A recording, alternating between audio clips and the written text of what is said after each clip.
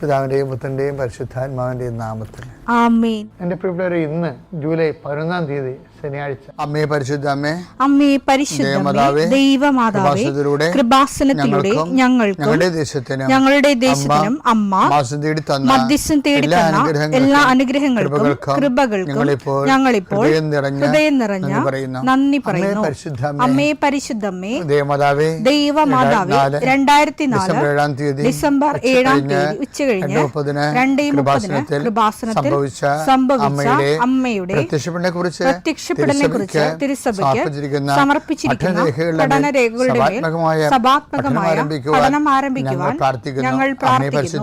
അമ്മേ പരിശുദ്ധമേ, ഭൂസ്വർലോകങ്ങളുടെ രാജ്ഞിയായ അങ്ങേയ്ക്ക് ഭൗമസംരക്ഷണത്തിനായി പ്രപഞ്ചപ്രകൃതിയെ തന്നെ തിരുസഭ പ്രതിഷ്ഠിക്കുവാൻ ഈ പ്രത്യക്ഷീകരണം വഴി ഇടയാക്കണമേ. പരിശുദ്ധമേ, ജപമാല മാതാവേ, സകല കൃപാസനം പ്രാർത്ഥനയോടും ചേർത്ത് ഞങ്ങളിപ്പോൾ പ്രാർത്ഥിക്കുന്ന ഈ കുടുംബത്തിന്റെ പ്രത്യേക നിയോഗം പറ മക്കളെ.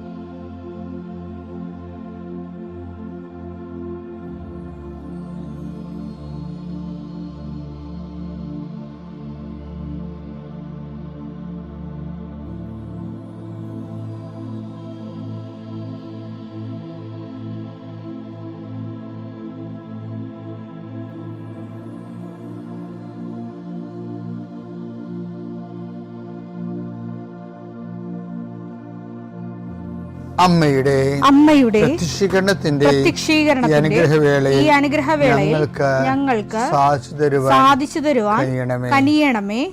ആമേൻ. വിശ്വാസ പ്രമാണം. സർവശക്തനായ പിതാവും ആകാശത്തിന്റെയും ഭൂമിയുടെയും സൃഷ്ടാവുമായ ദൈവത്തിൽ ഞാൻ വിശ്വസിക്കുന്നു. അവിടുത്തെ ഏകപുത്രനും ഞങ്ങളുടെ കർത്താവുമായ ഈശോമിശിഹായിലും ഞാൻ വിശ്വസിക്കുന്നു.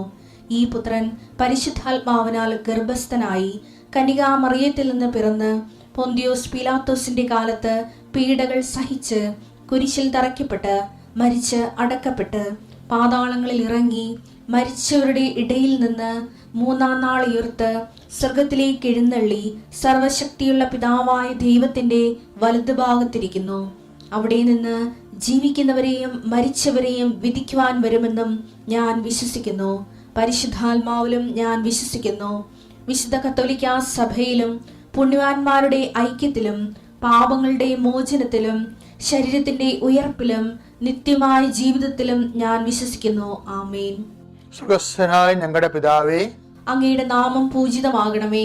അങ്ങയുടെ രാജ്യം വരണമേ. അങ്ങയുടെ തിരുമനസ് സ്വർഗത്തിലെ പോലെ ഭൂമിയിലും ആകണമേ. അന്നു വേണ്ടുന്ന ആഹാരം ഇന്ന് ഞങ്ങൾക്ക് തരണമേ. ഞങ്ങളോട് തെറ്റ് ചെയ്യുന്നവരോട് ഞങ്ങൾ ക്ഷമിക്കുന്നത് പോലെ ഞങ്ങളുടെ തെറ്റുകൾ ഞങ്ങളോടും ക്ഷമിക്കണമേ. ഞങ്ങളെ പ്രലോഭനത്തിൽ ഉൾപ്പെടുത്തരുതേ, തിന്മയിൽ ഞങ്ങൾ രക്ഷിക്കണമേ. ആമേൻ. നന്മ നിറഞ്ഞ മറിയമേ, സ്വസ്തി. കർത്താവ് അങ്ങയുടെ കൂടെ സ്ത്രീകളിൽ അങ്ങ് അനുഗ്രഹിക്കപ്പെട്ടവളാകുന്നു. അങ്ങയുടെ ഉദരത്തിൻ ഫലമായി ഈശോ അനുഗ്രഹിക്കപ്പെട്ടവനാകുന്നു. പരിശുദ്ധ മറിയമേ, തമ്പുരാന്റെ അമ്മേ, പാപികളായ ഞങ്ങൾക്ക് വേണ്ടി ഇപ്പോഴും ഞങ്ങളുടെ മരണസമയത്തും തമ്പുരാനോട് അപേക്ഷിക്കണമേ. ആമേൻ. കർത്താവിന്റെ ഉന്നതമായ നാമത്തിന് സ്വസ്ഥം ചെയ്യും. കർത്താവിന്റെ വിശുദ്ധ പൗരോഹിത്യത്തെ മഹത്വപ്പെടുത്തണമേ. കർത്താവ് സഭയിലുള്ള സാന്നിധ്യം പ്രകടമാക്കണം.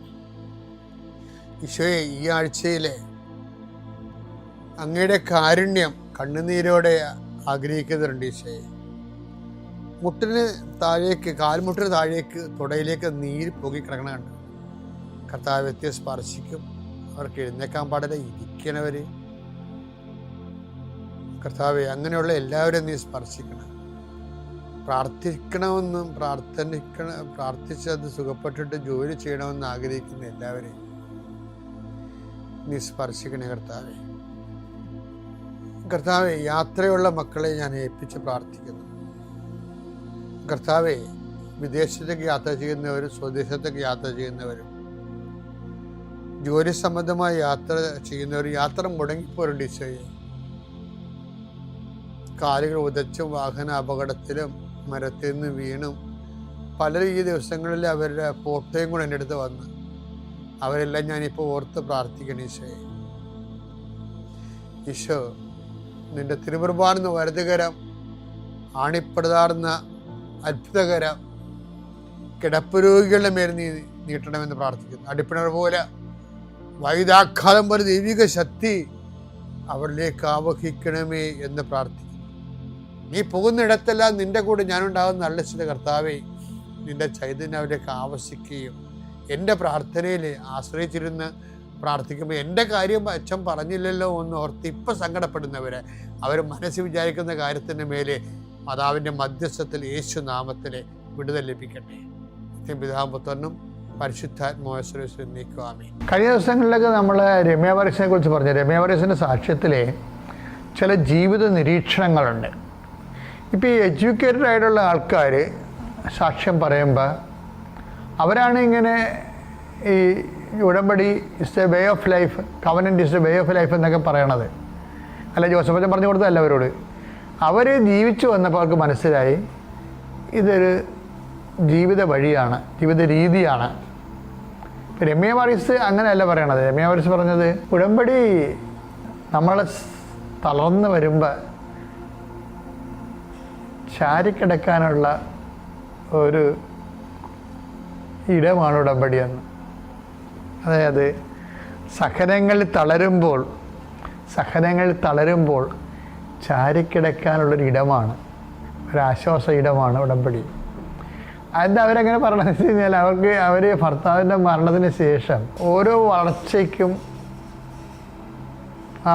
മുമ്പ് നമ്മൾക്കിന്ന് പ്രയർ ഡ്രോ ചെയ്യാൻ വേണ്ടി, പുണ്യങ്ങൾ പുരോഗമിക്കാൻ വേണ്ടി ദൈവം ചില പ്രോബ്ലംസ് നമുക്ക് തരും, പസിൽസ് തരും. അപ്പോൾ നമ്മളത് ചെയ്യണം.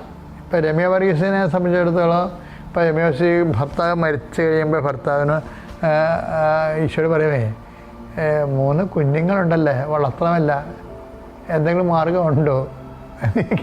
അത് ഇവർക്കൊക്കെ ഒരു ഗുണമെന്ന് പറയുന്നത് ഇവർക്ക് കർത്താവുമായിട്ട് അവർ കമ്മ്യൂണിക്കേറ്റ് ചെയ്യുന്നുണ്ട്.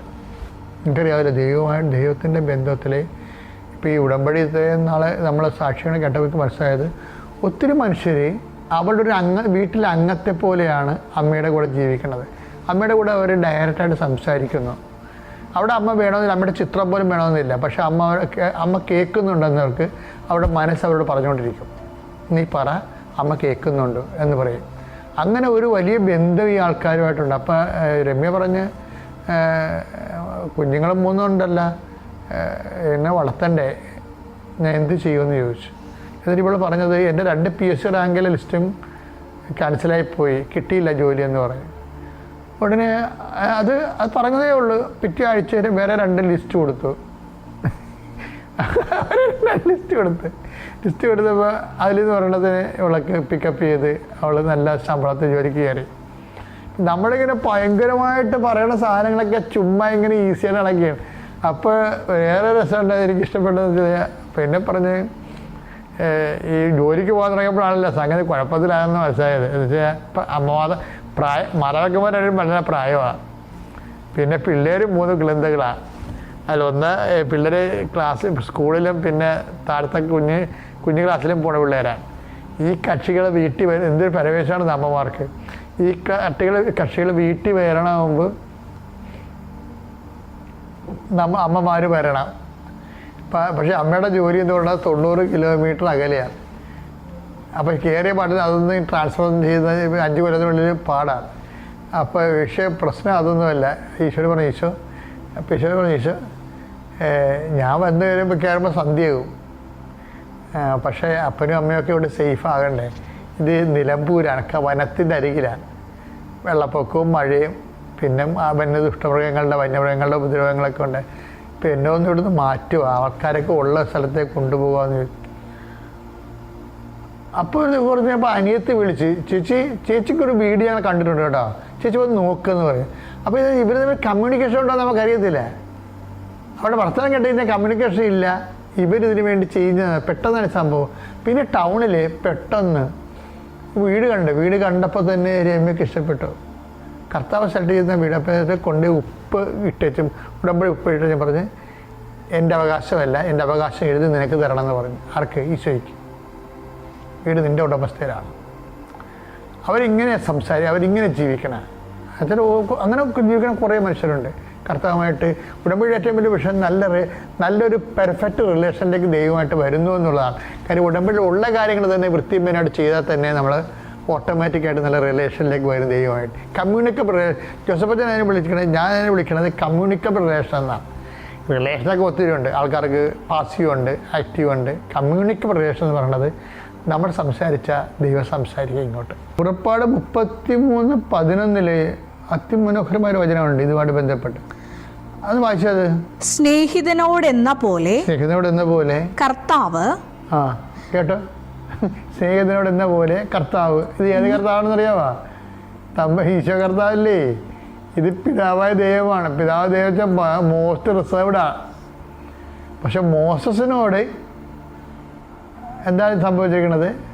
മോസസിനോട് എന്ത് ചെയ്യുന്ന പറഞ്ഞ കർത്താവ് മോശയോട് മുഖാഭിമുഖം സംസാരിച്ചിരുന്നു. അപ്പായിക്ക് ഇന്നും റിസർവേഷൻ ഒന്നുമില്ല.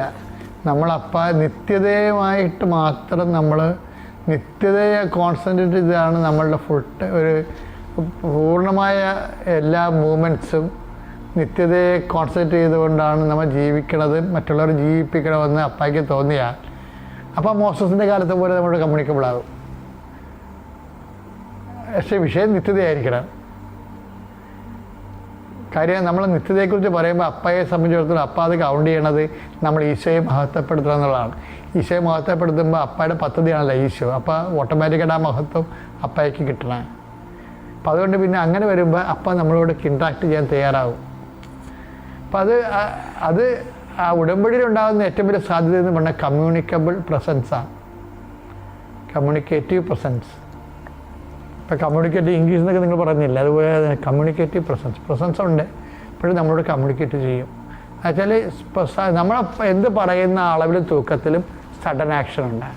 അത് കമ്മ്യൂണിക്കേറ്റീവ് പ്രസൻസ് എന്ന് പറയുന്നത്. അപ്പം രമ്യ വർഗീസ് അതിൻ്റെ ഒരു ആ അനുഭവതലത്തിലേക്ക് വന്ന് നിങ്ങൾക്കും എല്ലാം ഇതിന് ഉടമ്പടിക്കെല്ലാം ആ സാധ്യതയുണ്ട്. അതാണ് ഞാൻ സാധ്യത പ്രയോജനപ്പെടുത്തണമെന്ന് പറഞ്ഞത്. പിതാവിൻ്റെയും പുത്രൻ്റെയും പരിശുദ്ധാത്മാവിൻ്റെയും നാമത്തിൽ.